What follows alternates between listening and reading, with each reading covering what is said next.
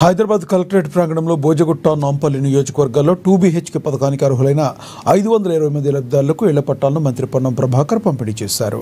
ఈ కార్యక్రమంలో మంత్రి ముఖ్య అతిథిగా హాజరయ్యారు. ఈ సందర్భంగా మంత్రి మాట్లాడుతూ ప్రభుత్వ సంక్షేమ పథకాలు నిస్వార్థంగా ప్రజలకు సేవ చేయాలనే సంకల్పంతో అమలు చేస్తున్నామని పేర్కొన్నారు. ప్రతి అర్హుడికి గృహం కల్పించడమే ప్రభుత్వ లక్ష్యమని తెలిపారు. ఉదయం మంత్రి జూబ్లీహిల్స్ నియోజకవర్గంలో పలు అభివృద్ధి కార్యక్రమాలను ప్రారంభించి పారిశుద్ధ్యం, రోడ్లు, డ్రైనేజీ వ్యవస్థలపై అధికారులను సమీక్షించారు.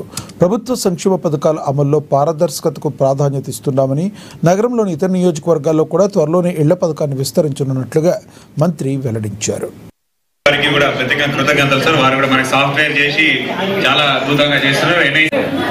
తదుపరి రేణుక బాబు ఎవరైతే కొంత అడ్డంకి కలుగుతున్నారో తప్పకుండా ప్రభుత్వం ముందు ఎవరు కూడా ఎంత పెద్దోడైనా ఎక్కువ కాదు. ప్రభుత్వమే పెద్ద. ప్రభుత్వం అంటే ప్రజలందరూ కలిసిందే ప్రభుత్వం. కాబట్టి అటువంటి వాళ్ళని ఏరివేతకు పక్కకు జరిపి శాంతి భద్రతల సమస్య రాకుండా ఈ ప్రక్రియను పూర్తి చేయమని రాష్ట్ర ప్రభుత్వం నుంచి ఆదేశాలు ఇస్తూ ఇటువంటి జాప్యం జరగకుండా వెంటనే చేయమని కూడా ఏమైనా సరే ఈ ప్రక్రియను పూర్తి చేసి అక్కడటువంటి అందరికీ పోజగుట్టలో చాలా కాలంగా ఇబ్బంది పడుతున్నారు. ప్రారంభమైనది పూర్తి కాదు.